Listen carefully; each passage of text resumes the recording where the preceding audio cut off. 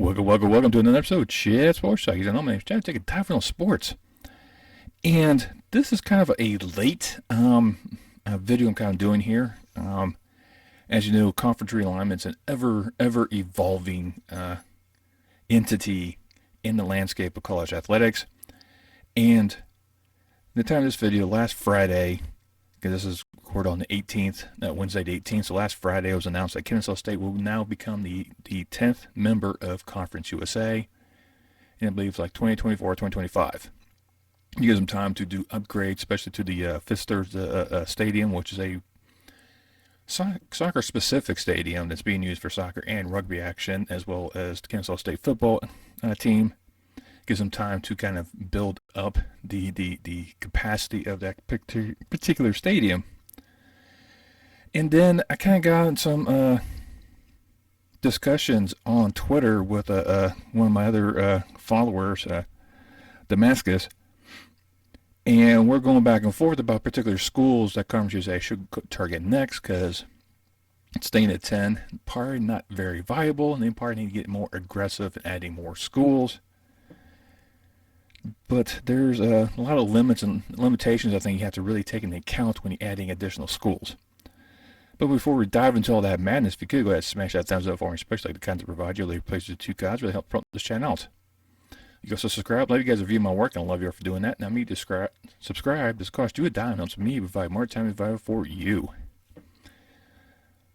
Now, some schools that we did discuss that were brought up were Richmond, North Carolina A&T, Furman, Chattanooga, Central Arkansas, Eastern Kentucky, State, and Boston.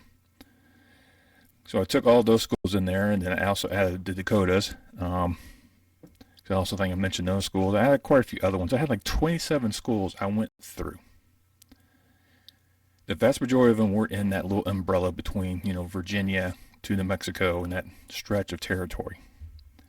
I had some going out to kind of increase their footprint, like most conferences tend to do now, or stretching beyond their borders. You look at ACC, they're in Kentucky and Indiana. Big Ten's coast to coast. Big 12, you're in Orlando. Morgantown, West Virginia. Provo, Utah. SEC's in the Southwest. So you're seeing this with this conference, especially Conference USA. You're going from Virginia all the way to South Florida out to Las Cruces, New Mexico. Big swatch of territory. A lot of schools in between. And let's go with some things I went to eliminate a lot of programs. One, I looked into pretty much amount of wins they've had the past 5 years in a football team. And at least had to have 20 wins the past 5 years, because I took out the 2020 season and kind of tossed that one out. Even though it still counted, but I didn't. It's kind of one of those weird situations in 2020. I think everyone realizes what happened during that time frame for college athletics, especially college football. The other thing I took into account was a baseball and softball teams. If the schools do not have either or, they were eliminated. So that took out Richmond, Chattanooga, North Carolina A&T, Furman, which really kind of eliminated quite a few of them, because these were some pretty good football squads, but because they don't have the baseball aspect, I took them out. Anyone under 9,000 in enrollment, because Jacksonville State is the smallest enrolled university in Conference USA, or will be. I think theirs is like 9,700.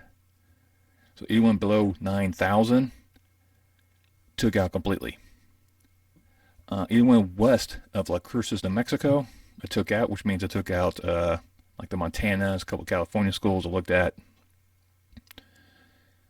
Completely took them out. So when all was said and done,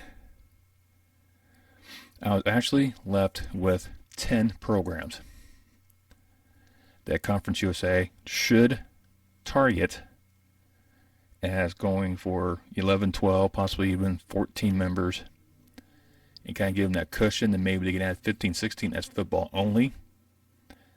That's a possibility as well. But as I get too far ahead of ourselves, like this is going to be kind of a list to kind of go to 12, possibly even 14. So let's go ahead with my number 10 on this list is Missouri State. Now, Missouri State out there in Missouri Valley Conference, southwest portion of the state in Springfield, 26,000, in enrollment, $193 million endowment. The football stadium, 17,500, decent size. Tend to be the going rate right now with some of these FC schools getting moved up. It gives them time to kind of expand those stadiums to increase seating capacity. But I have read something that Missouri State is looking for invite from Sunbelt before they take one from Conference USA. So they think they're a better fit for the Sunbelt, especially in their Western division, since there's hardly any schools out west. So, I think that's why I think Missouri State is kind of out there in the ether. Probably get mentioned, but no further than that. And then number 9, Stephen F. Austin. Now this one probably makes the most sense because they're a rival to Sam Houston. They've had a huge rivalry in the old Southland days. They even have rivalry with Louisiana Tech from the old Southland days. So they have some familiarity with a couple schools already, so it makes perfect sense. Of course, we all know they're out in Texas, almost 12,000 enrollment, a little over $81 million in endowment. The football stadium is 14,500 plus, slightly bigger Sam Houston, so definitely one of those you can look at. The past 5 wins has only been about 23, so slightly down. They've had better programs. A little bit of a downtrodden period right now, but I'm sure it will bounce back up. It's just how football is in the state of Texas. But I kind of kept them down a little bit just because of what happened in the past 5 years. But I definitely think it should be one that the Conference USA will earmark as top of their list, even though I have them lower on mine. Number 8, Florida A&M. Now I think Florida A&M out of the SWAC, even though they have a small enrollment in Jacksonville State, but this is also a university that almost went to FBS themselves, and they backed out the last minute. So they definitely have the capability to maybe make that presence, become the first HBCU in the FBS, which is what they tried to do earlier and just backed away for some reason. Stadium, decent size of 25,500.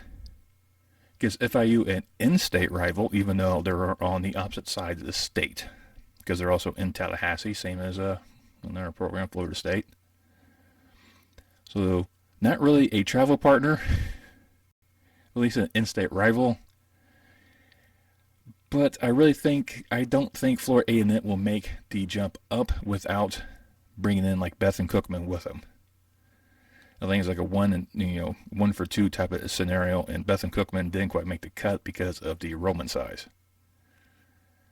So I think Florida A&M may not be that in there. So we'll go ahead and move on to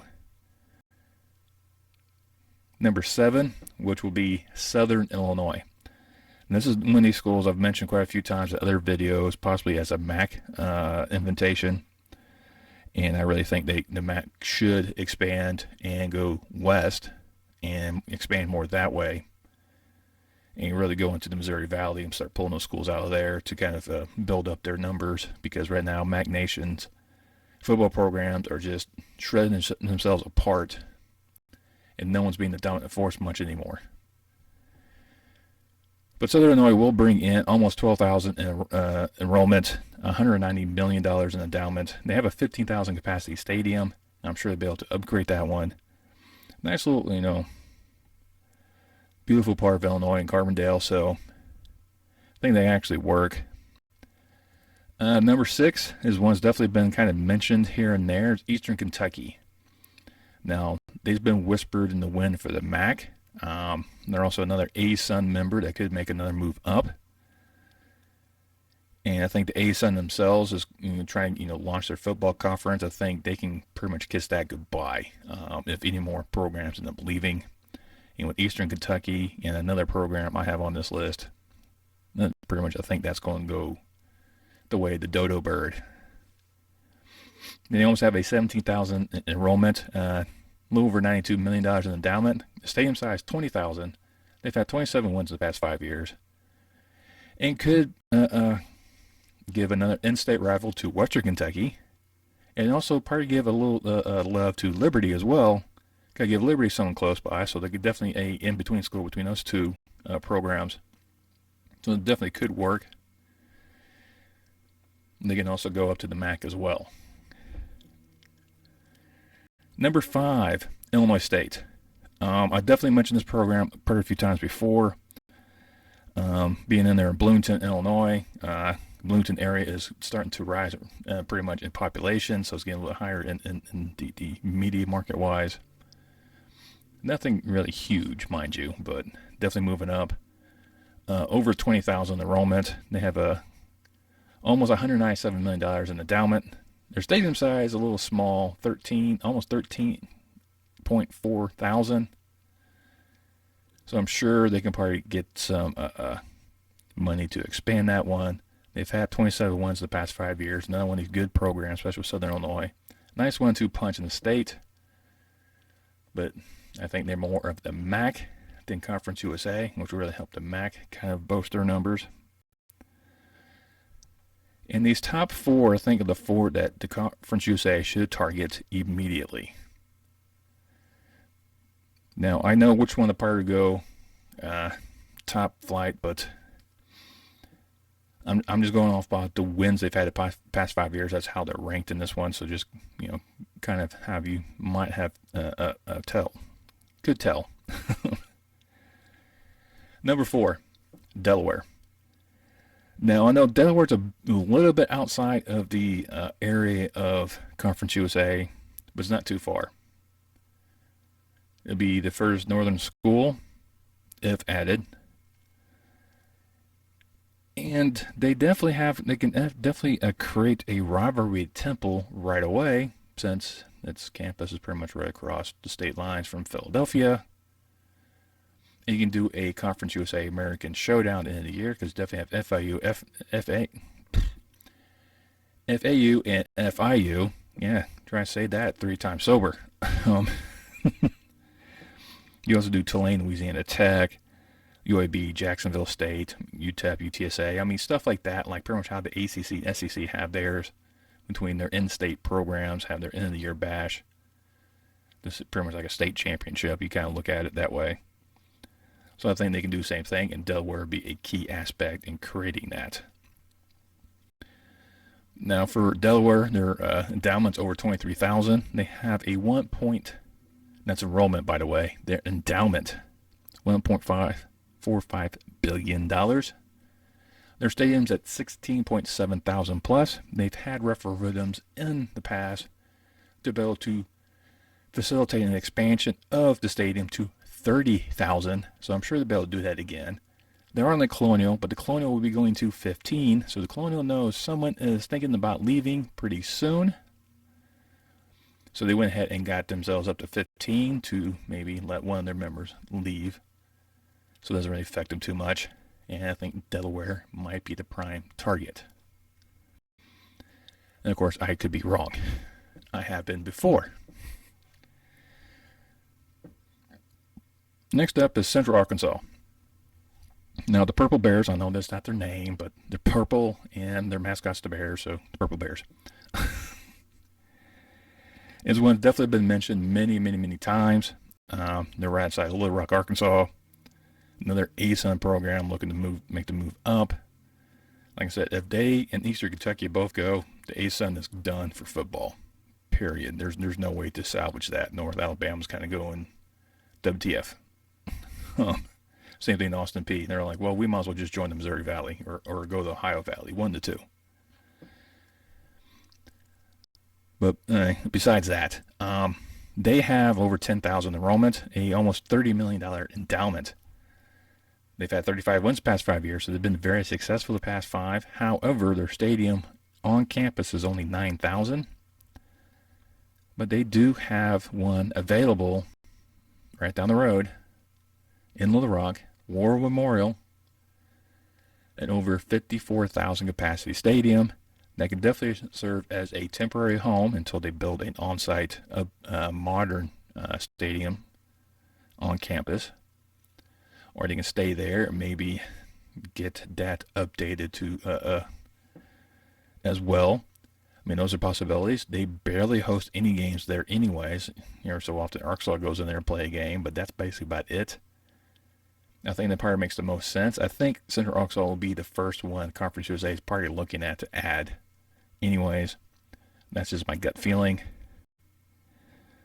And the next two, definitely outside of the spectrum of the Conference USA, and that's heading up to the Dakotas, grabbing South Dakota State and North Dakota State.